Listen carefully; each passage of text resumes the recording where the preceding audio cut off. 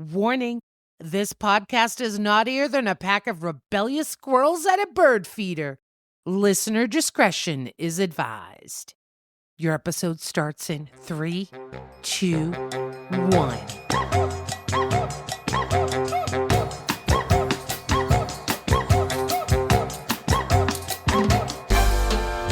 Hello there, my fellow smut sluts.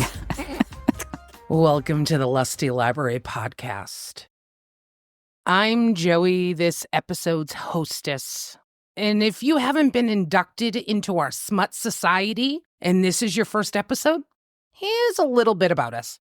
Each episode, the host chooses a romance novel that none of us has read. We drink a whole lot of cocktails that we have chosen for the episode. And then I proceed to yell at my beautiful co-hosts until they admit I am always right and they are wrong. You're so cute and delusional. See, I'm just like, you know what? Yep, she's right, except you don't even have to yell. I'm just fucking, I'm here for it. Yeah, and that's my normal inside voice is yelling.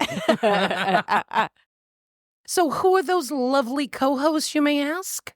Well, to my right, ready to ring in the new year, who has now become a book nerd, all thanks to me, is my bestie Birdie. Hi. And to my left, my hetero life partner, Yep. who has been in my life since we were 5, 25 years later, because we're only 30, is Lex. Hi. So to kick off today's celebration, since we are closing out 2024 and hoping like hell 2025 will be our golden year, today we're drinking my favorite New Year's cocktail because it's always about me. Today we're drinking Shams and Shams. For those of you that don't know what Shams and Shams is, it's basically champagne and Chambord. But make sure you visit us at the Lusty Library Podcast on Facebook and Instagram or the lustylibrarypodcast.com to take a peek at this drink and grab yourself the recipe. Chin chin, ladies. Yum, Chin yum. chin. It's so bubbly. It is. And we all know how much Birdie likes the bubbles. Yeah, and a drink that's also a meal, so this counts. Absolutely. It's got fruit in it. It's, Exactly. No, healthy. I love any drink that has a side helping of food along with it. I was a little heavy-handed with the raspberries. I'm sorry. They're beautiful. There's some plump, juicy raspberries. These are the biggest ones I've ever seen. Yeah, for a second I was like, wait, I thought you said there were Wait. No, they're not strawberries. They're raspberries. What the fuck is happening? Why are they so big? Anyways. Thank you, sorry. Trader Joe's. Oh, very nice. Now, before the shams goes right to my head, how about I tell you about this episode's pick? Today, we're talking about Camera Shy, written by Kay Cove. If you feel a synopsis is about as useless as tits on a bull and never heard of this book, I'm going to give you the summary from Amazon.com. So good. Oh, my God. I was expecting a ring on my 30th birthday. What I didn't see coming was my boyfriend and business partner dumping me because he couldn't bear the idea of bland sex for the rest of our lives. When an opportunity arises to spend my summer in Las Vegas, I stumble upon my hot new neighbor in his photography studio. We strike a simple deal. He's the teacher, and I'm his student. My lesson is learning to love the body I have. In exchange, I'm going to save his business. I have exactly 1 summer to unearth the most confident version of myself before I go home and return to reality. But after a passion-fueled summer, I'm not sure of who I am anymore, and it's clear that the worst heartbreak of my life might still be yet to come. Dun, dun, dun. You know, it's interesting. I always think it's funny when there's a book that is very clearly not a like thriller suspense novel and they end a synopsis like that with something that you feel like you have to go dun dun dun afterward. That's not this novel, but it's so much fun. Yeah, It's about the draw. They're Yeah, working to draw you in on that. Mhm. Totally. Let's dive right in. So our opening scene finds our FMC Avery on her birthday all dolled up at this big, beautiful steakhouse. And she looks like $1,000,000. She doesn't usually do the girly thing. She likes to be comfortable, but she did the hair, the makeup, the dress. She feels like a knockout because she's thinking today's going to be the day. Not only is it her birthday, but this is the day that Mason is going to propose. She knows he has a ring on his pocket. She found it 6 months ago in the damn closet when she was putting away her flowy skirts and tank tops for the summer. And then a couple of holidays come around and he doesn't propose and he doesn't propose. So she knows this is the ideal opportunity. She gets dessert, a slab of triple chocolate cake. She's like, the ring is here. She starts Hulk smashing the cake. God, the looking for visual. the ring. The visual of Poor this. girl, I I know. know. I I don't see. I didn't picture it as Hulk smashing. I just No. like fingers in Yes. and squish, Squish. squish, Yes. Looking for the ring. squish. And he's like, "What the hell are you doing?" Like she's just completely mashing it with two fingers. looking for the ring. Can you imagine out of context watching somebody do that? It was yeah. painful. Yeah. Like knowing where it was going. Mm-hmm. Then she starts to think, oh, shit, it's not a ring. It's an earring. It's a necklace. And he's like, no, it's a ring. He pulls it out. It's a beautiful 2-carat diamond solitaire. She has to jam it on her finger. It gets stuck. And then he basically says to her, I can't do this. Yeah. So, Gut wrenching. Yeah. in addition to the fact that obviously Mason is a fucking asshole for letting it get to that point, here's the bone that I have to pick with this statement that he makes. She says, well, are you cheating on me? And he says, no, I would never cheat on you, but I wanted to. Yeah. Dick. It's heartbreaking. Why would he say that? So it's like he wants to be patted on the back for actually being a decent human being instead of just being one. Right. He wants to be acknowledged for being one. Not only do they live together, but they have a business together. Now the whole thing's imploding. Ugh, makes me sick to think about it. I know, right? Oh, And she's a boss bitch. she's so good. She's a brand strategist. Yeah. Yeah. And her and Mason have this brand consulting company that has multi-million-dollar clients. And he's the numbers and she's the brains behind the actual strategy. yeah. Can you imagine that? Somebody you've been with for 4 years, it's all imploding. I mean, yes, I can't imagine that because I've been very close to that situation, but like not quite that deep. Yeah. But Right off the bat, what did you get a sense of Avery and her self-esteem? she came across slightly different leading up to the restaurant scene than you find out after the restaurant scene. It was clear that, like, to me at least, she was keeping it together. And she was like, okay, I'm going to put in some extra effort. Clearly, she hadn't really been putting in a ton of effort recently because they'd been going balls to the wall with the company. But after that scene, he kicked the legs out from under her. Oh, yeah, she was devastated. And her self-esteem was in the shitter. See, I took her as a person that always thought she was lacking in the physical appearance and that she concentrated on being a good human being excellent at her work, bringing herself to the best level in all other areas of her life because she believed she could never compete on the physical appearance side. Yeah. And she thought that having all these other pieces would make up for what she felt was a deficiency. And then you kind of get the idea that like other people have been telling her she was deficient in that area too. Mm-hmm. And after the situation happens with Mason, you get to meet her best friend of over 20 years, Palma. And now Palma ended up being a really big component of this book because this was her partner in crime for a very, very long time. When you first met Palma in the book, what did you think about her? I hated her on sight. Yep. Immediately? Yeah. Immediately. Yeah. Mm-hmm. Uh-huh. Yeah. Yeah, I didn't. I thought in a way she was giving Avery tough love, like, get out, let's do these things. You can't wallow in it. Get under another man, honey. You're amazing, you're smart, you're whatever. But as time progressed, she was just a fucking condescending twat. Yes. Yes. The more the conversations went and went and went, you're like, oh my God, how are you two friends? Yeah, and it's true. I was kind of going back and forth for a minute because I was like, wait, did I hate her straight out the gut? And I'm like, no, you're right, Joe. I think I felt similarly where I was just like, no, okay, yeah, maybe this is what she needs. Maybe it is. Okay. I was going into it knowing that they've been friends for so long. And so I was going in with this lens of trust. Right. Mm. Yeah. And being like, no, okay, yeah, maybe this is what she needs. It's a different perspective. Okay, different perspectives are good. But looking back on it, I'm like, I absolutely had to sell myself on that perspective at every step of the way. I thought she was self-centered from the beginning and just was playing the part of good friend. Yeah. Just so she could have her lackey. Like, I always felt like she treated Avery like her accessory. And some of the statements Avery was making, like, I still need to teach her how to be a good friend to me. Yeah.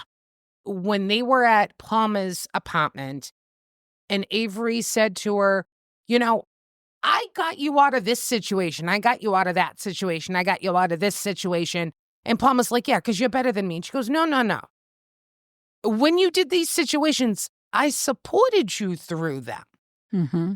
I saw you and helped you get through these situations. I never made you feel less than. I need you to do that for me now. I went, ow, okay. Well, that's the relationship right there. Mm-hmm. And when this is your closest person, especially your female friend, you say to yourself, something's just not right here about this situation. Fast forward, because Avery needs to make a change. This was a big thing that happened to her. She gets a call from one of her clients, and she has an opportunity to spend the summer in Las Vegas. House sitting. Out of all the places you get to go, have a big change, go to Las Vegas, Palmer agrees to go down with her. The minute they arrive in Las Vegas, Palmer gets a damn phone call that she's cast in this show that's filming in New Mexico. She's got to go. She's got to go right now. And Avery gives her fucking car. Yeah, that was insane. Here, take my car. Literally, they were there for, a half hour? Yeah. And all of a sudden, Palmer's like, peace. See you later. I'm out. Part of me was like, good, great, because she needs this time to think on her own. Mm-hmm. And the other part of me was like, you're leaving somebody alone in the middle of the godforsaken desert fucking Vegas with no car. Yeah. Yeah, I mean, God, I hope she has a great neighbor or something. Dun, dun, dun. And she also has some really great fish to talk to. Which, she does. by the way, I really liked her in that sense. I think I related to Avery in so many aspects of what was happening. And I know it's tough because you saw her battle with self-esteem issues through this entire book. Mm-hmm. And I can imagine some people reading this going, she dealt with self-esteem the whole time. You cannot change in 3 months what you have ingrained in your head for 30 years of your life. I mean, this is a really, really, really good book for us to be talking about at this point in time in the year. Yeah. Great call, Lex, to put it at this time in the lineup. Brilliant. This book had me thinking so deeply, like questioning so many things about the way that I think about myself, the way I think about other people. What do I expect of a friend? What do I expect of a partner? How do I expect people to show up for me in life? Like, we're reading a fucking romance novel right now. But this was deep. This was deep. And this was really real. And I think it was very similar to a lot of situations a lot of people have. That you're like, oh, wow, I know what those feelings are like. I can feel exactly what you're feeling. And especially at that age range. Yeah. I mean, 30 years old is a very pivotal point where you're seeing a lot of the people in your lives getting married, having children.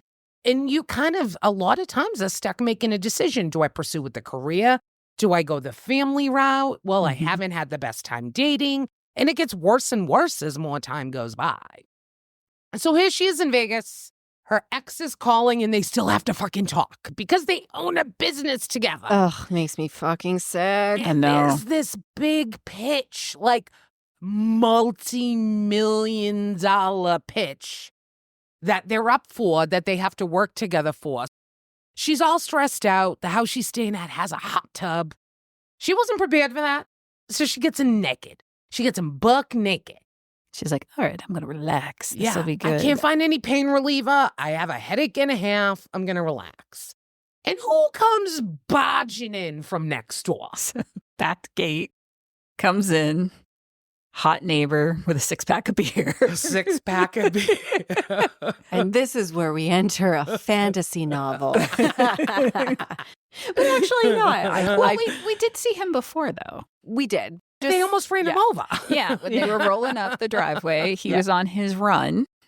Well, he's wiping the sweat off of his brow in front of the driveway that Avery and Palmer need to pull into.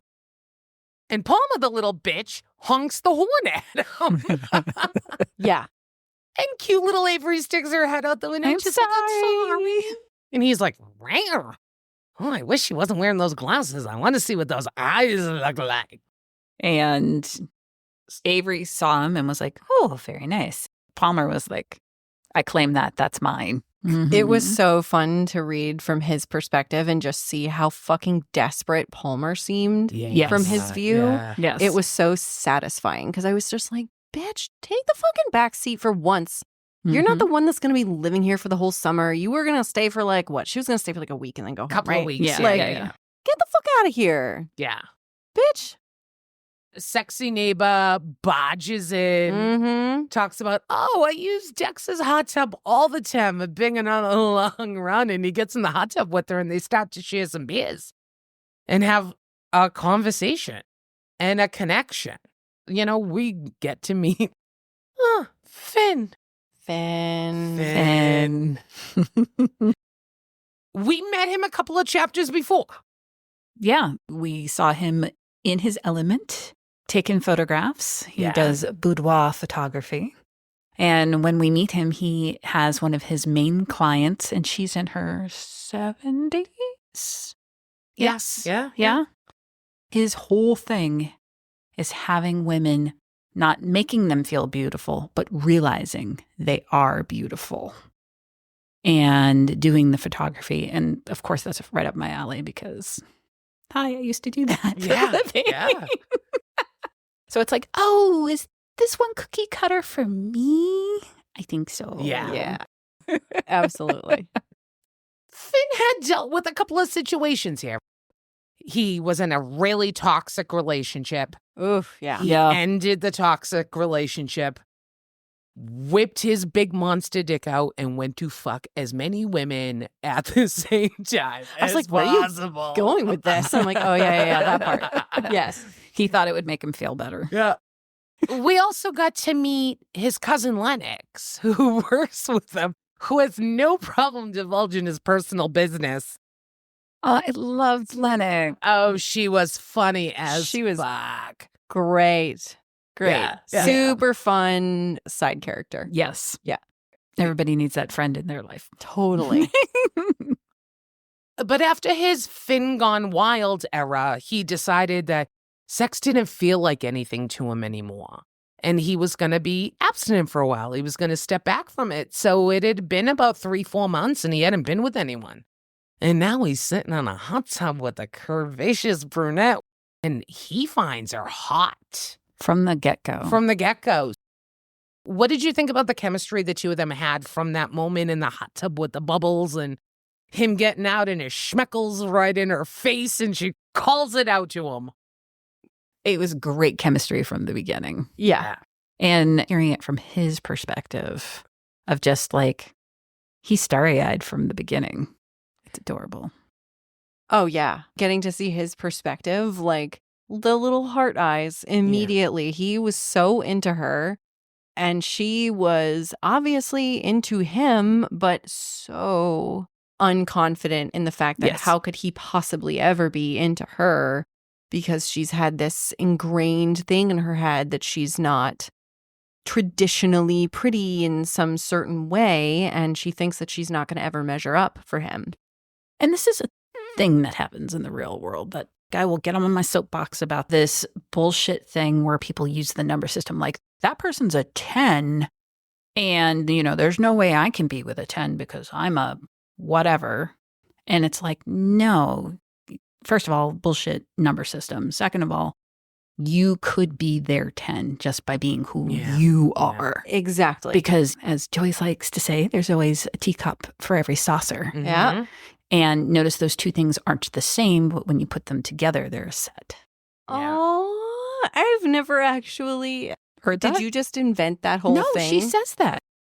In the flea market of life, we're just looking for the teacup that matches our saucer. Oh, see, I'm over here with my grandfather saying there's an ass for every seat. You This know? is a gentler way of saying that, meaning Exactly.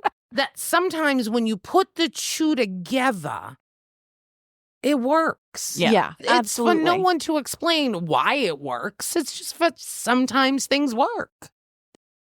It drove me crazy having to listen to her side of it and be like, no, honey, no, he really likes you. I wish you could hear the other side that I'm hearing. Like, But please. she's in that spot where she's like, okay, I'm just going to friend zone myself. But here's the thing. He recognizes that he is not at a place where he can even pursue anything. He's still kind of working on himself after the situation with his ex and the situation with his party hottie like a rock star, that he's not going to ask her out because he's not at a good place to give her enough. And it was also kind of awesome, though. They both friend-zoned themselves Yes. at the beginning, which gave them this wonderful ramp-up period where they could just be friends and there was no sexual tension, really. I mean, there kind of was, but like... There was longing. Yeah, and there was just this, like, no barriers. They just talked to each other about everything. And it was very real, and it was really lovely. Avery gets this idea and decides, hey, Finn, I think we can help each other. I will help you with your struggling business, and you can help me by having sex with me. I don't know how to have great sex. My ex said that was one of the reasons why he broke up with me. Show me how to have good sex, which was crazy. Crazy. I'm shocked. It was crazy. Yeah. And he's like, well, how does this work? I'm not sure. He wants her, but he doesn't know if it's the right thing to do. And then he decides he's going to do it. He was so chivalrous about it. He really was. I It's loved very it. sweet. Yeah. Especially because he knew already that he was like little heart eyes. And he's like, I am also going to break my own self if I do this. Yeah. He was looking out for his own little heart and not just hers. One of the most telling parts of this book that really spoke to me was when he brought her up to the full-length mirror. Yeah. Oh, man, that was tough to read. Like, I'm pretty comfortable in my own body, and I don't know if I could have handled that. Nope. Yeah. They would have taken a lot for me to do that. Yeah. And I will say what was pretty amazing is I know Avery gave a little tough time about things, but the girl was open to everything. She was a really good sport. She did all the things. She had a lot of fun. I think she's just also very motivated in all parts of her life of like, okay, I did things a certain way up to 30 and it did not work out for me. I have got to do something different because the next 10 years is not going to be like this. So this had me all thinking, though, like she's doing these things initially because she says, I want to be better for the next person that I'm with. Right.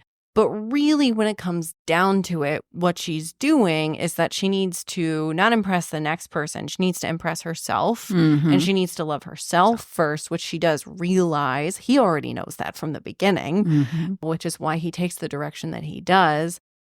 But this book just started getting deep. And not only was the book deep, but he was getting in deep. He was getting in deep. This book started off pretty schmutty at the 29% mark. Is that what it was? He gives her oral in the closet. Yep. Although here, let me say one thing. It's a good perspective that he did with the angle in the closet with the mirror. Like, at least he wasn't like, here, hunch over in this weird angle and then let me fuck you from behind. And there's all sorts of jiggling and things, which is hard to watch for anybody. He's like, no, let me go down on you. And you can see my hot back in the mirror and feel like a goddess and get worshipped. Yeah. And I was like, oh, okay, I can get on board with that. Absolutely. Okay. So I totally highlighted a quote for this piece. Yeah.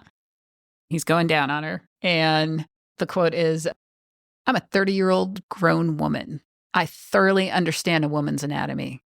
It's not cotton candy and bubblegum down there.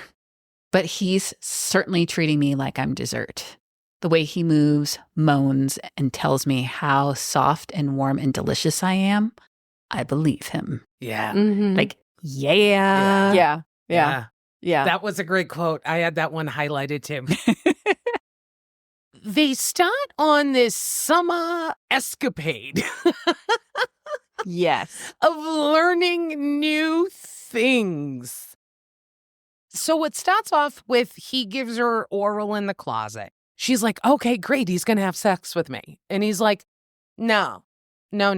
I want to take you out. She's like, whoa, wait a minute. We're not doing the relationship thing. He goes, I know. We're friends here. But I'm a good guy. So I think the right thing to do is if I take you out, and then we go and we'll come back and we'll have a good old time together. As that story progresses, I think you find out why he works so hard to be a good guy. Because he's Griffin Harvey the third of the Harveys of Las Vegas, basically. Yeah. So Grandpa owns a shit ton of properties on the Las Vegas Strip. Griffin Harvey II, Jr., is not a good guy. No. He's a 57-year-old pilot that fucks like a 20-year-old and is very, very attractive. And he treated Finn's mom pretty bad. Come to find out, he married Finn's mom for his full inheritance. That's the only reason why he married her. He always wanted to be opposite of his father. So here he is in a situation where a woman's like, I'm going to give you sex. You don't have to give me anything for it. Just teach me. And he's like, well, I want to take you to dinner first. We're friends. I want to treat you like a lady. I loved that. I absolutely loved it. And then he shows up with the Uber so that he doesn't have to park on the strip. And he's dressed all sexy. I did have a slight issue with her description of his outfit. She was like, oh, yeah, he's dressed super sexy. And then she describes his outfit and it's like a polo. And I was like, whatever. I'm going to go with my You'll outfit. picture it in my head. And it's not a polo and a pair of slacks. No, it's not. I rewrote. It's never a polo. Yeah, literally never. I rewrote the outfits a couple of times in my head for this book. That was one of my only issues. But this is where the book gets a little weird. Avery knows Finn to be a photographer. He has a photo studio. The business is kind of struggling because they had talked a little bit about the financials. And then he's got diamonds in his Rolex. He rolls up to Rue 52 is the restaurant that his grandfather owns where he brings her to dinner for the first time. And he's buying all these drinks and he's giving $100 to the waitress to go get the manager. And Avery's like, I thought he was struggling for money and he needs my help in his business. So it takes a little while where she finds out that dude is going to be loaded when he hits 30 years old. Is not currently.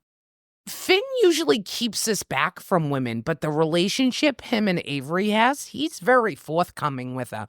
And he pretty much tells her everything about his life that he didn't even tell the woman he was with before because he was worried that she was going to go after his money.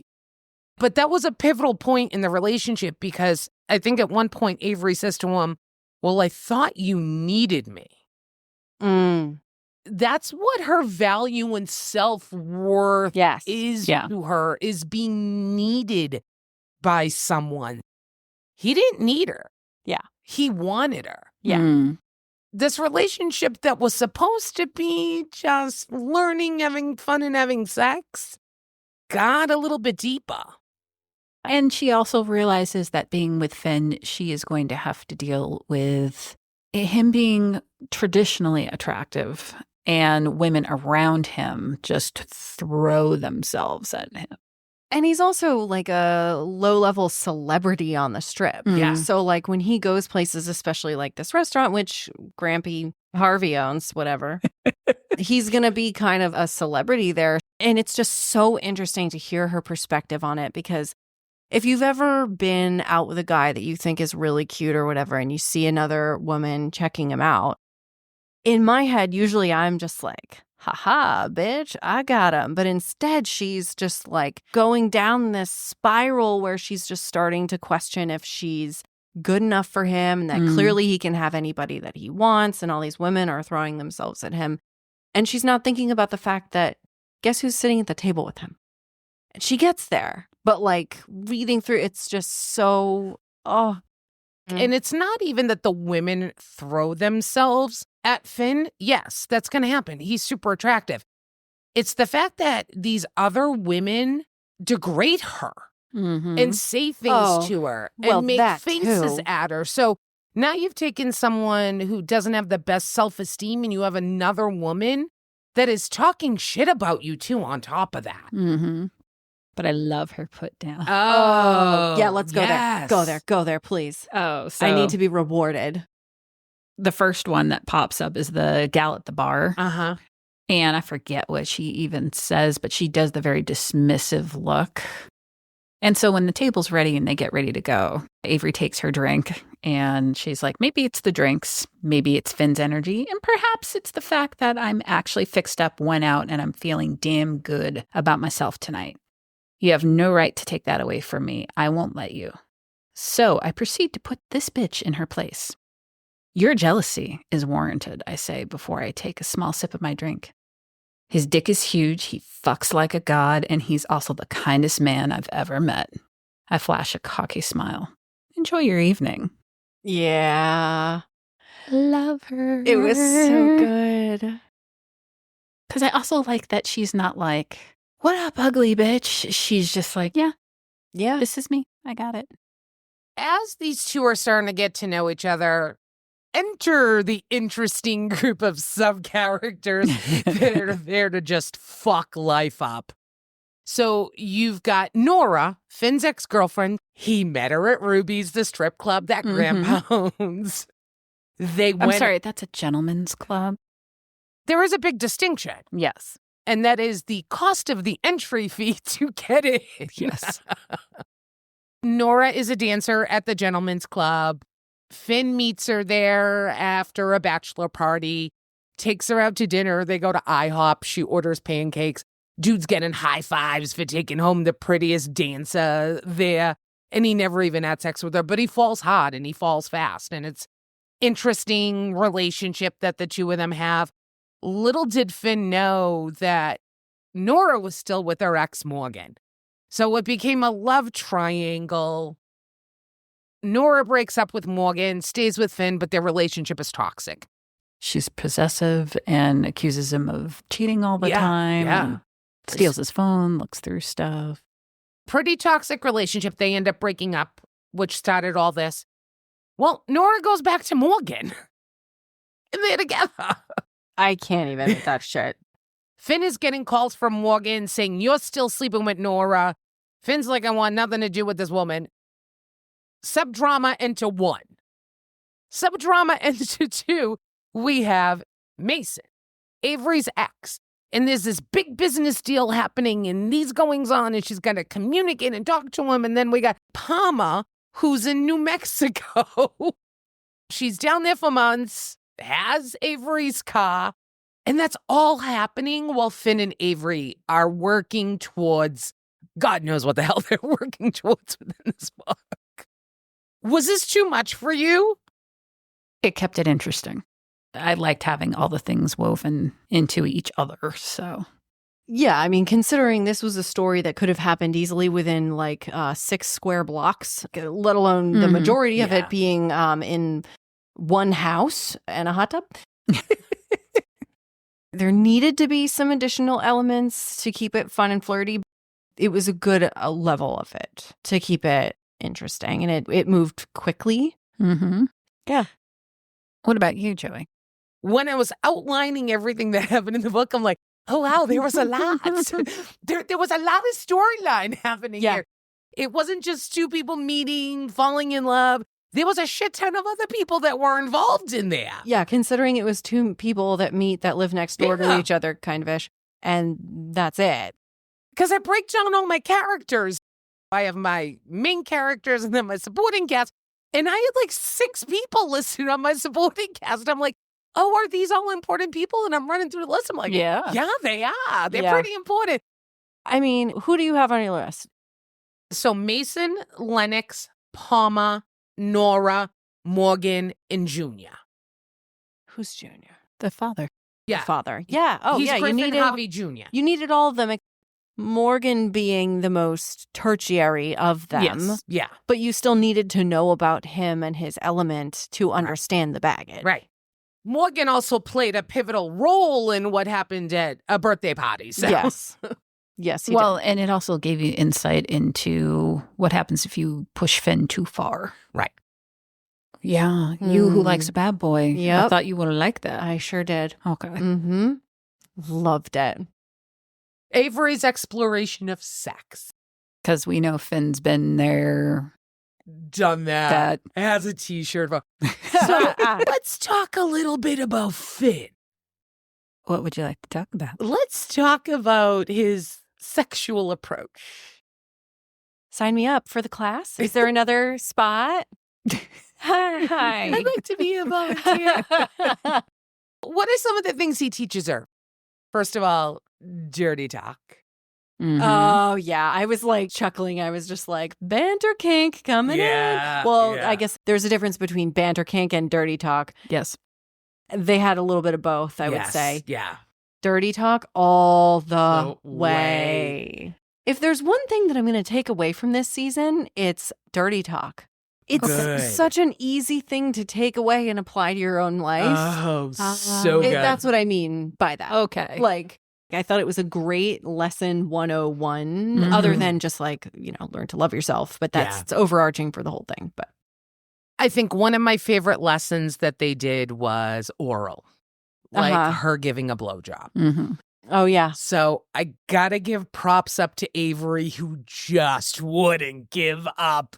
The girl was like, no, let's go. I can do this. And he was like, okay, if you're saying that's what you can do, you could do it. She would not give up. There was a scene where she was looking at it, like trying to figure out what her approach was going to be to see how far she could get. I was like, girl, go for it. Yeah. Good job. If you think about it too much, it puts your gag reflex right up at your teeth. Yeah, so you really can't overthink it. No. Takeaway number 2. Now I'm scrambling everything. So do you have a list of all the lesson plans, Joey? No, I don't. I should have. And that's usually Lex's. But there was definitely the dirty talk. There was definitely the blowjobs. One of the other lessons that he taught her, if he doesn't give oral, he doesn't get oral. Mm-hmm. There's that. Yeah. There's also the reason that they were out at dinner is so that they could play around at dinner and he could like touch her leg and he could say things to her and whisper things in her ear. Learn in public. Yes. Mm-hmm. Flirting in public. That was one Best of the lessons kind of that were foreplay. there. Yeah. I couldn't agree with him more. It was all about the edging. Yes. Definitely. Yes. Mm-hmm. He also, I think, had a touch of dominance to him. Mm-hmm. At one point, I have to read this to you before we get into the sexy set. Let me find it. It's always funny when we've got so many highlights. I have so many, you don't even know. So Avery and Finn are having a conversation, and Avery's like, oh, I want to try this. And she goes, other stuff. And this is what Finn answers back. What other stuff? I watch her eyes dart back and forth between mine. Ask. She shakes her head back and forth. I don't know anything else specifically, she admits. She looks overwhelmed, so I take the lead. I take it you want me to choke you and pull your hair? You want me to boss you around, pin you down, spank your ass, and make you scream when you come? Avery blinks at me slowly like she's absorbing and debating. Eventually, she nods. When you tell me you can't take it anymore, I lean in close to her ear. You want me to go deeper? She nods again. You want me to show no mercy and take that pussy down while I praise you for how wet and tight you are, don't you? She closes her eyes. I never thought I'd like it when a man talks to me like that, but I like it. I really like it. Yes. That was lovely. So there was a lot of steam in this book, and there was a lot of different sexual positionings happening. We had up against the big aquarium. The poor fishies. You're not supposed to tap. That was rough because she was deeply concerned about it, and I was too. But in yes. the hot tub, in the closet with the full-length mirror, his In the bed, back her of the bed. limo. Okay. If it didn't become the shtick that every time they were in the back of the limo, something sexy needed to happen, I rolled my eyes by like the third time this had happened. I was like, oh. Was it more than twice? So, little special nuggets. If you had the ebook and you made it all the way to the end, you were able to get a bonus epilogue from the lovely Kay Cove. What the fuck? Yeah. Wait, am I missing out? Secret. Yes. Unlocked. Sign up for the mailing list. Uh-huh. Bonus epilogue. It involves a limo ride. So it actually rounds up to 3 if you made it that far with the book. Fuck me. I missed out. Okay. Yeah, we just got to go for the extra credit report. I mean, I was doing the audiobook, so... Yeah, I do both. But I was just like, I roll in the limo yet again. But there was a lot of heat in this book, so why don't we let our sexy stud read us a nice hot scene from the book? What do you think? Yeah. Yum, yum. Look at me, Avery, I growl. She whimpers again as she locks her eyes on mine. I didn't spend this summer preparing you for any man except me. I'm trying to play a part, but my words are true. You're mine. This pussy is molded to me. It's mine now too. No man is ever going to satisfy you like I do. I lean over her and kiss her roughly. Her lips are swollen, and her face is flushed. Next time you have a dirty dream about me, roll over and wake me up, and I'll show you how much better I can do it in real life. You hear me? She's near her orgasm. Avery has an obvious tell. Her eyes start to roll back in her head. Eyes open and on me, or I stop. She tries to beg me not to stop. Her words are garbled. She's able to breathe, but it's strained, and I've had enough.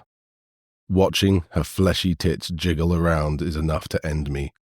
My cock is so hard, it damn near feels close to exploding. She's clenching around me, making holding back my release intolerable. I bury into her like a maniac. I let go of her throat, and she gasps in relief, but she only has a minute. I rotate her hips so our legs are scissored, and she's feeling every single inch of me. For fuck's sake, I'm so deep, my entire length is on fire, burrowed inside. Woo! This was an amazing scene. Listen, like I said, sign me up for the lessons. Yes. Okay, I'm Yeah. there. Because guess what? Doesn't he make her find out that she's a flirt? Oh my God. Yeah. Like, I'm shocked that we didn't bring that up right off the bat. How many Because books is that this season? 4? I think that's 4. 4? Maybe 5? At least 4. You can't go like that when you're fucking talking about it. That's good. She's waving her fingers around in the air, folks. She's counting on her fingers in a very suggestive manner. Fall of Bradley Reed? Was she a squirter? I don't think so. I don't remember. Put it in the comments, folks, if you remember and you've been listening and keeping track. I really thought we would have had a list. I'm going to have to go back and listen to the episodes now I and be like, know. check, Yeah. check, checks. We'll do a post with the raindrops. Yes, the raindrops. Yes. So this is either the third or the fourth book. We will confirm the numbers for you and post it on our social medias. He's like, no, that is my talent. That is my skill set. Yeah. But I also love that she was just like, no. Don't do that. I can't get the floor dirty. No. I don't want to get the floor dirty. It was just hilarious. It was it was great. Yeah. What are you giving this stink? Sorry, I just reread one of the quotes that I wrote down. Okay. Did you see the smirk that just went onto my face? Yes, Yes. that's why I'm like, what are you smirking at? I was just like side-eyeing my notes and I just saw, promise me you'll go into the studio and I'll fuck you so hard you won't know what you're swimming in, this tub or your cum. Yes. That was good. That was good. Line killed me. That was one of the ways that he was trying to get her in front of the camera. Oh my That God. is so good. Finn was holding out and he wanted to get her in the studio. So they had remodeled the set that had happened in his photography studio and they needed a model to do the new set so they could update their website. And he basically said to Avery, we're not going to do any more lessons until you come and be a model within my studio. And he held out because he wanted her to have that experience. And she really tried to pull out the stops to get him to break, too. Yeah. And he held out. But I think the toughest part with that situation was the reason why she didn't want to be the model. I think I found it a little tough to hear her say, he's in a dream right now with how he feels about me. And if he sees these pictures and the reality will hurt him, that was painful. Absolutely. Painful because you connected with it? No, Or- painful because I understand if you were like, this guy's a 10, I'm an 8. But then when someone is treating you a particular way, and he had called her queen I love that, yeah. all the time, and he had no problem in public holding her hand, showing affection. He wasn't hiding her in the closet, not bringing her out anywhere. You would have hoped that she would have seen the signs that he was very proud to stand next to her. He wasn't hiding her away. I was just like, for you to feel like that is horrible. Mm. It's horrible. But like you said, sort of towards the beginning, it's 30 years of this that she has to get over. Yeah. And one of the quotes that I kind of rough copied out was that she was okay with being the ugly duckling and she wanted to just find another ugly duckling. And she didn't want to fall for a man she'd be terrified of losing. Yeah. Mm. Part of me understands to a certain extent finding somebody that you feel comfortable with, in a sense, that you don't feel like terrified of from a certain level. But it should have been different because he was not giving her any reason to question how he felt about her at all. I think it's the waiting for the other shoe to drop sort of thing. Yeah. Oh, totally. Yeah. I understood what she was saying, though, where it's like you can cover up a lot with your personality and your confidence in the moment. Yeah. But then when it's frozen in time, it becomes this whole other element. Mm. It was hard to hear. It was Yeah. like, just let him love you. Come on. So, of course, this is all happening. And eventually somebody's got to get the feels. Yeah. Both of them do. I think Finn got him really, really early. Oh, Like yeah. he knew Yeah. immediately he was going to fall. Oh, my And God. he just yeah. was like, okay, she's not going to be staying around. This is just a summer thing. All right, I'm just going to have to prepare for the heartbreak. That's it. Yeah. I think there's a pivotal point where he says to her, I could treat you well.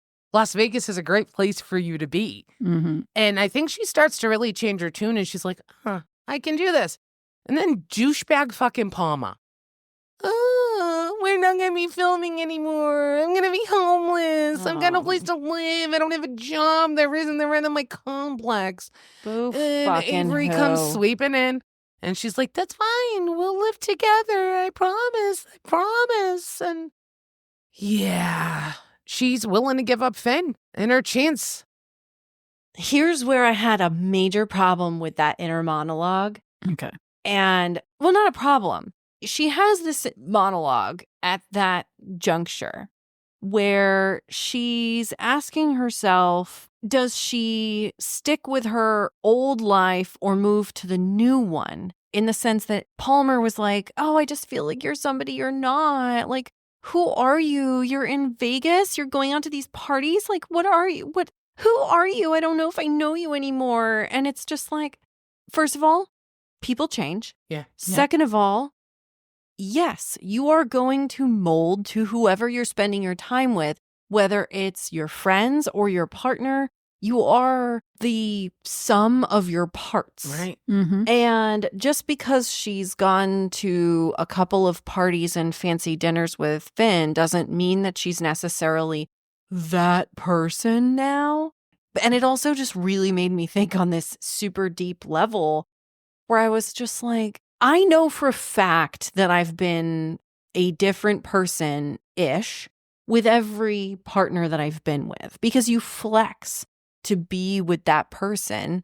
You're never 100% yourself because you make allowances for the person that you're with and you find common ground in certain areas. Of course, there's always a good majority of you that stays the same. You're still the same person, but you're going to find maybe new things that you like. Yeah. It's not about, oh, God, it really bothered me. So, in hindsight, as the book was wrapping, and Palma was saying those things to Avery, I understood in a different light why she was saying those. Because she saw that Avery was getting confident. Avery was opening up. And because Avery is smart and beautiful, all of a sudden Palma now saw her as competition. Yes. Because she's walking around with confidence. Yes. So when I read it the first time, not knowing everything that happens at the end of the book, I saw it one way. Mm-hmm. When I looked back at that, I went, oh. Yeah. Yes. Oh. Now she's not the frumpy one next to you. And that tough love looked a lot different. Sure does. Uh-huh. It looked like conniving. Yep. Bitch. Because hindsight's crazy. We read these books because we like spicy books. But one of my favorite things about this book is how much it delves into getting rid of the toxic relationships in your life, whether they be romantic or friendship or familial. Yeah. Yes. It doesn't matter which direction it's coming from.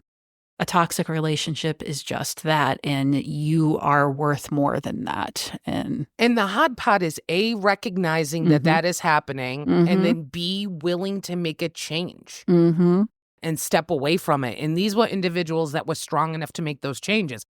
Beautiful highlight on that, Lex. You're actually blowing my mind right now because I didn't realize that there was a toxic relationship at every one of those levels in this book. Yeah. And now it's completely changed my perspective.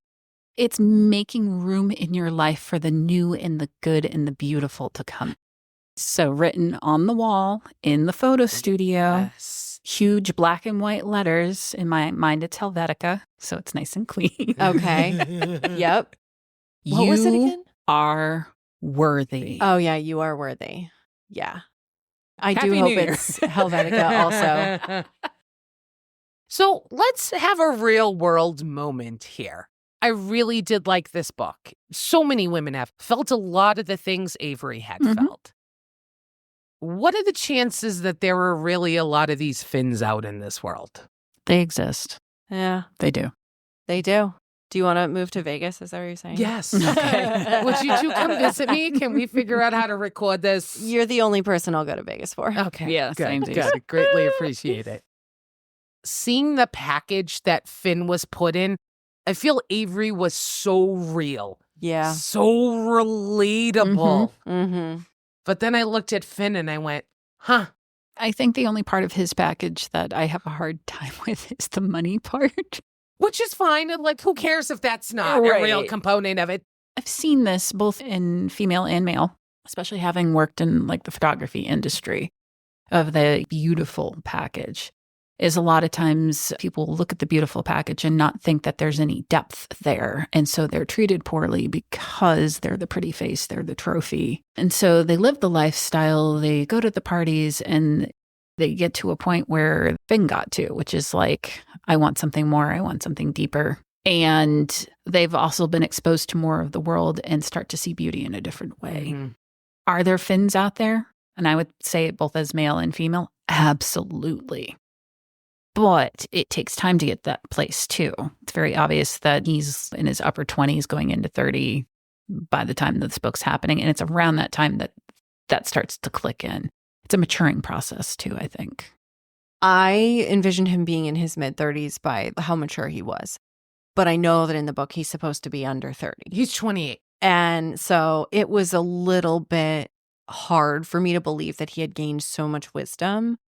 But he'd also had the appropriate amount of relationships and fucking around. So part of me was like, thinking back on how I was at that age, I'm like, I guess so. I guess that makes complete sense.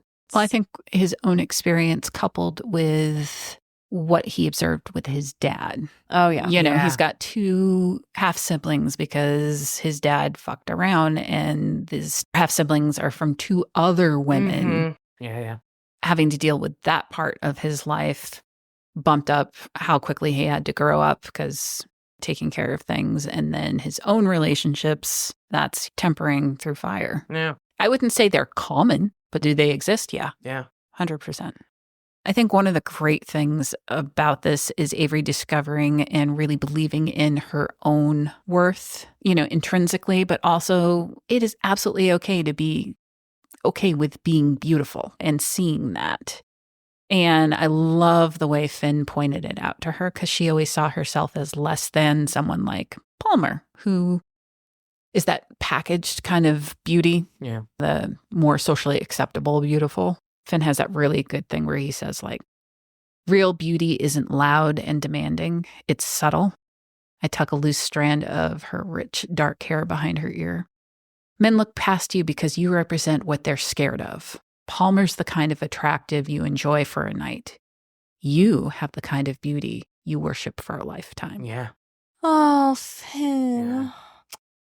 Avery, at the tail end of her journey, has a betrayal that happens to her. We're not going to divulge it. Yeah. You need to read this book to get a full picture of it because there are a lot of pieces. But she had fallen in love with the cherry barb that was in the tank and for some reason related to it. And as you watched Avery's journey, she got sad about everything that happened with Mason, but you didn't see her having a nervous breakdown. Right. She was moving on and then came to the conclusion that, thank you, Mason, for doing this. Thank you for making this decision because I would have been miserable. Right. Yep. Because things weren't right. And she was settling because she thought that's all she could get. But at one point she comes back and she sees that this cherry barb is dead and relates everything that has happened to her life to the death of this fish. And the chick loses her shit. Yeah. But I was so heartbroken at that scene, too, because first of all, I thought it was very cute that she was talking to the fish. Yes. And that she was so proud of herself that she named the fish Cherry without knowing that it was a cherry barb, like actual cherry barb fish. And then for her to find out from the fish guy that he had been replacing Cherry like every 2 weeks because she kept dying. Because, the cherry shouldn't be in that kind of No, tank. because, well, it's a schooling fish. It needs to be with other cherry barbs. It can be in a communal tank, but it can't be the one and only. It gets depressed and lonely. So if you didn't relate it more to what was happening in her life, and she's like, how long have I been lied to? It was, which was the original cherry. It was so horrible. I got choked up at that part because you knew it had to do with the fish, but it had to do with so many other deeper things. But that was just such an amazing point because she had made so many great changes. And I think ultimately that was my most favorite part of the book. You saw the changes that she made. They were relatable changes. You're like, I see how she got to where she got and came to all her conclusion, and she grew and had a great experience. And the end of the book was actually really cute. So it's been a lot today. Is it too much or is it time? I think it's about that time. It's about that time. Dun, dun, dun, dun, dun. Lex, what you got for us? Well, I think we have to ask this question because of the subject matter of the book. So, boudoir photography. Have you ever done it, or would you ever do it? And what do you picture doing if you would? Is this too many levels of question? No. Yes. Yes and yes. Okay. And Yes, you have, and yes, you would? yes, Or I is it have, too and yes, I many? would continue to. Okay. But I want it to be like a real photo shoot, like what she had. Yeah. You know, I want like the real deal. You want a full scene Yeah. set up and Yeah. Mhm. lights and Yeah. makeup artist coming in. I haven't ever done it like legit. Yeah. Duly noted. You know a guy? I know a guy. Yeah. I know yeah. No, I have not. Mhm. And I'm going to put a definitive maybe on if I would.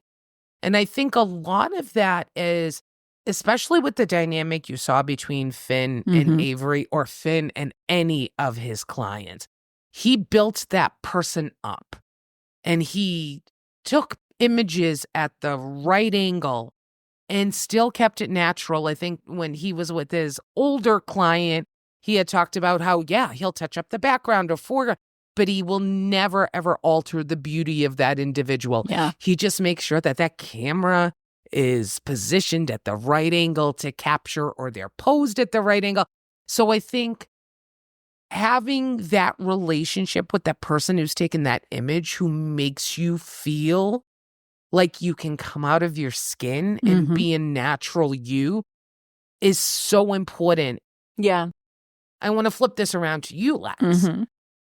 Again, since we were 5, I've known you to take pictures. Yep. It may have been your Polaroid back in the day, but wink, wink, wink, wink. Uh-huh. So I know you've taken beautiful imagery and I've seen the great work you've done. Have you ever posed? Yes. Yes, I have. And I have to say, one of the things that is cool about it, and I loved that they really went into this with his segments, is how empowering it can be. Because it's you bringing forth who you are. And when you get the right photographer or team, then absolutely you're showing another part of yourself. Seeing that then as a concrete thing afterwards, it's very hard to look away at the end result and going, yeah, shit, I look good. Yeah. And that's fantastic. Yeah. And everybody go do it. But find the right person, find somebody you click with, find somebody you feel safe with. Yeah. Because that's incredibly important. It's funny that you brought up the part about like, he didn't touch up his people. I don't have a problem with whether you get something touched up or not touched up. It's what the person who's having the photographs being taken wants. Right. Because there have been some folks who it's like, I was in an accident when I was 16 and I have these burn scars. I don't want them shown. Okay, great. We can take care of that. Or I'm really proud of it because I survived. Don't touch them. Great. Whatever you want. Mhm. Because it's a collaboration and it's about what the person wants. Very true. But I think we live in such a society now where you have the ability to make yourself look completely, completely different. Mm-hmm. And that has become hugely socially acceptable, that I don't know if we can tell what's natural anymore.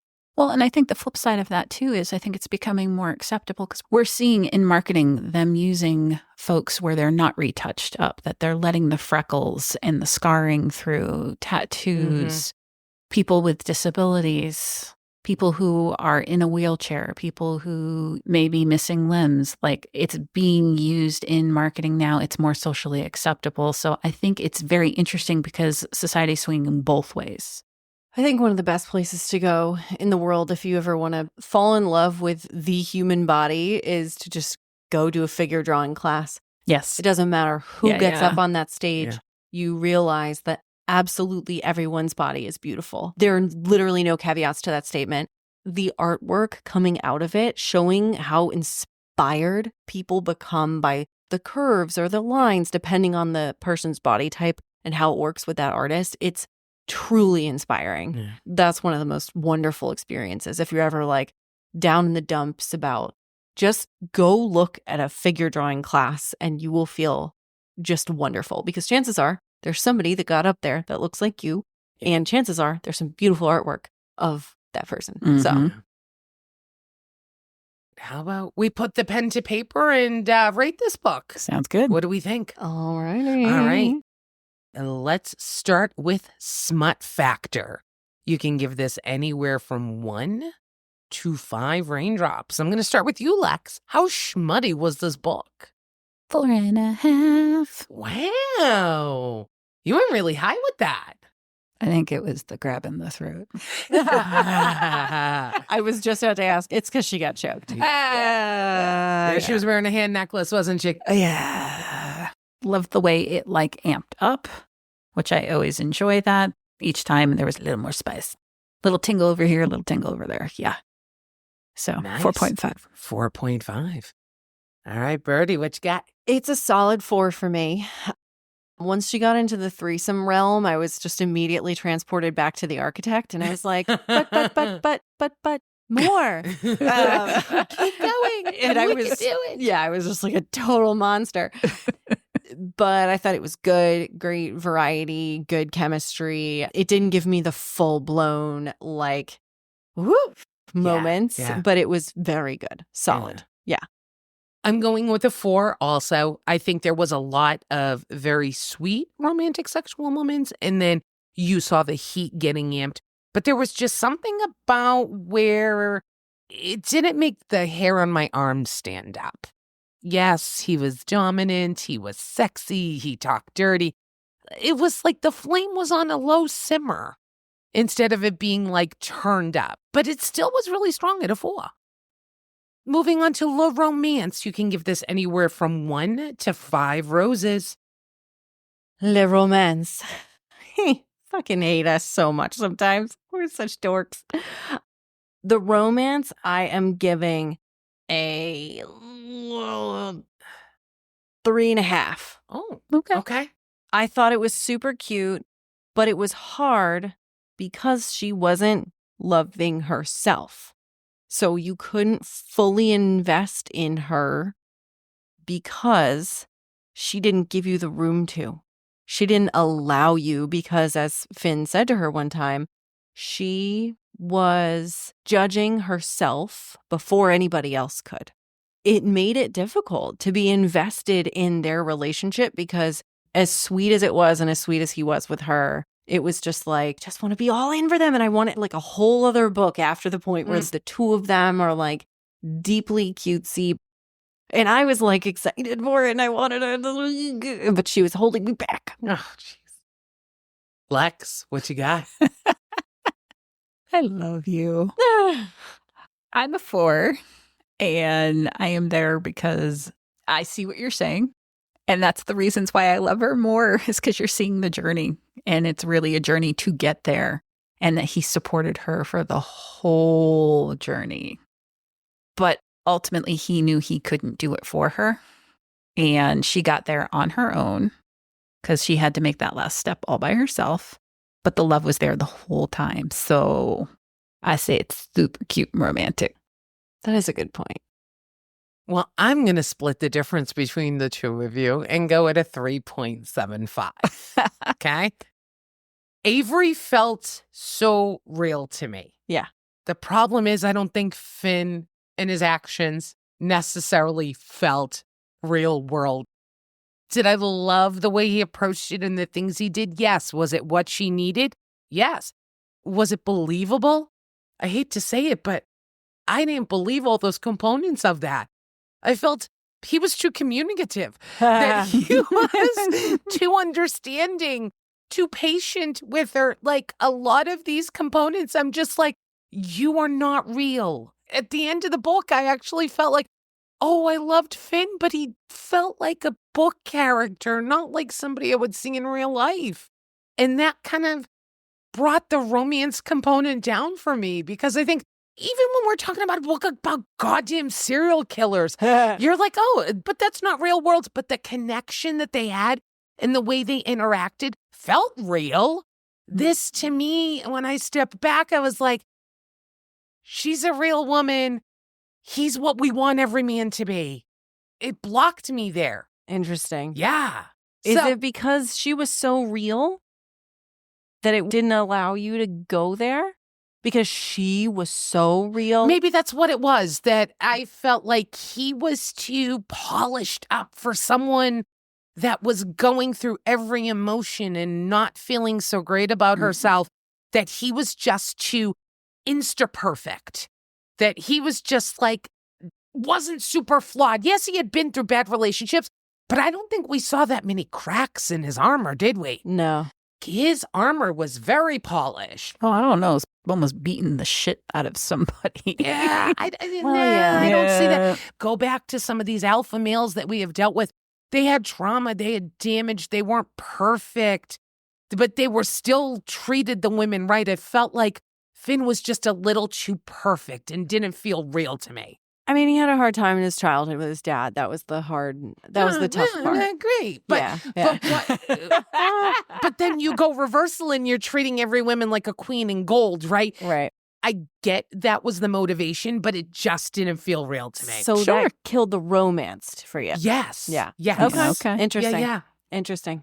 Oh gosh, the eyeballs that are happening right now. No, I'm going to let you just have your opinion, and that's cool. Yeah. We can debate ad nauseum about this off the Oh, cast. we can. But I was going to say, I've had guy friends who have reacted that way to relationships, and I've seen it. So I know it exists out there. My knight in shining armor does not want to ask for directions, so he is still aimlessly looking for me. Yes. One day he'll find me when he gets his GPS on his horse.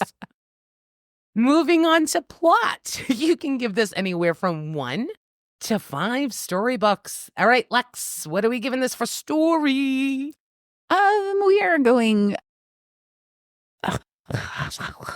what I wrote down, but after talking about it makes me feel different. So what did you write down? I wrote down a 3.75. And now what are you feeling after our conversation? Now I'm feeling between a 4 and a 4.5. Wow. It's crazy. And I'm not someone who likes to change the score. I'm Yeah. like, what was my gut? But sometimes hearing your perspective on what you read or what you understood, I'm like, well, maybe I need to be a little bit more open in changing my score on this. Well, in talking about it to you guys, like some things came out that weren't in my notes that I was like, oh yeah, about that too. Oh yeah. So yeah. We'll split the difference. We'll go 4.25. Great. Because there was a lot of pieces that were woven together. But at the end of the day, this book is about you getting your own self-worth, and love it. We need more of that in the world with lots of steamy sex in it. Yeah. Birdie, what do you think? I am giving it a 4, and I'm saying that with this weird tone, like it's a bad number. I'm giving it a 4. I love the confidence in that. Yes. I thought it was a really lovely story with some wonderful takeaways. Mhm. And I think despite the fact that maybe Finn is a little bit too perfect, it's still a really nice book for almost anybody to read who just wants to kind of have something toothy to think about and also have something juicy to read as well at the same time. At one point, she asks herself, but how do I keep it fun and exciting without getting contentment into the play? I'm like, isn't that the eternal question? Yeah. That's Yeah, literally yeah. the eternal question. Like, if you're a monogamist, you sign yourself up to be with one person.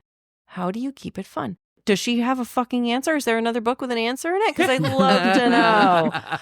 There's lots of really incredible life questions and things that came up in this book that were all woven pretty neatly and concisely into the story. So that was really well done. Nice. I'm also going with the 4. There was a lot of different components to this book that really kind of all pulled together. I think the supporting cast was really pivotal in this book. I think it needed all those individuals because they were part of the reasons why each of the main characters felt the way they did. I think this is probably one of the deepest books we've read in the sense of emotions and feelings and real world situations that a lot of individuals go through. And I think this was more of an emotional journey for us. Yeah. That also had kind of like an awakening and a huge growth within who the main characters were within that. So I'm going with the 4. Overall score, last book of 20 2024. Birdie, you can give this anywhere from 1 to 5 eggy plants. Too much shams and shams here, baby. Take another sip. Yeah. I am giving it a 4 overall. And I think that anybody who's even on the fence about reading this should go out and read it. Happy New Year. Turn over a new leaf and read something refreshing and have a great time. Beautiful. All right, Lex, how many eggy plants do you give? This is a 1 episode thing, okay? I'm calling it. I was going to change the mark. Oh, no. You're done. No more. Stop saying that word. All done. 4.5. Wow. Yeah. Wow, Yeah. she liked it. I liked it. Just a great way to start the new year. So I'm excited. Yeah. Go enjoy it. Have fun. Recommend it to many, many people. 4.25 for me. This book was deep, and there was a lot of conversation, and something that is super important to me is about growth in life. Mm. My life will never be perfect, but every day I will look to make positive changes in the right direction that bring me joy and happiness. At the end of the day, that's all I want. And that's the wish I have for all of our listeners. Your life may not be perfect, but you can make subtle changes that bring you joy and happiness and continue to learn and grow every day. Maybe it's reading a dirty book. Maybe it's knitting a hat for somebody's baby that was born. Maybe it was learning how to make cookies or whatever it is that is part of your growth and your process. Go and enjoy. So I think this book was great for us closing out the chapter of 1 year and moving on to another. Ladies, I'd love you to take a moment and tell our listeners what you're grateful for in 2024 and what you want to look forward to in 2025. Well, I'd really like to thank you all for supporting the podcast so that we can read all of these dirty books and I can learn about all the fun things that I want to take home to my husband. My husband wants to give a shout out to all of you to thank you for all the hundreds of hours that I've put into this season so that I can give him some peace and quiet and some new fun in the bedroom. But seriously, thanks everybody for listening. Your support means the world to us. And without you, we wouldn't do this. So thank you to all of you. Yeah, 100%. Thank you for listening. Thanks for showing up every episode. Thank you to some of the authors who played with us this season. Yes. Special shout out to Ripley and to Justinian for continuing to poke us a little bit on the Insta. We love it. Thank you to the two of you for keeping up with this and having fun, and the 2:00 in the morning texts of, my God, or me sending you ridiculous pictures like, here's a picture of a hairbrush. You know, if you know. I appreciate you rolling with that. And I'm just really grateful that we got to do this. And I'm excited to do more next year. We love doing this with you. I want to thank my 2 best friends here in the world for taking my cockamamie idea, supporting it, and being the most amazing partners I could possibly have on this learning endeavor that we have created. But 2024 has been an amazing venture for all of us, and we would love to give you a huge thanks for supporting us as part of this process. With that being said, the dames will be taking a short break, drinking lots of alcohol, but we will be back with season 2 on Tuesday, February 11th, just in time for Galentine's Day adventure. Woo! But in the meantime, please make sure you follow us at the Lusty Library Podcast on Facebook and Instagram, or visit us at thelustylibrarypodcast.com. Thank you for listening, and we'll see you in 2025. Bye!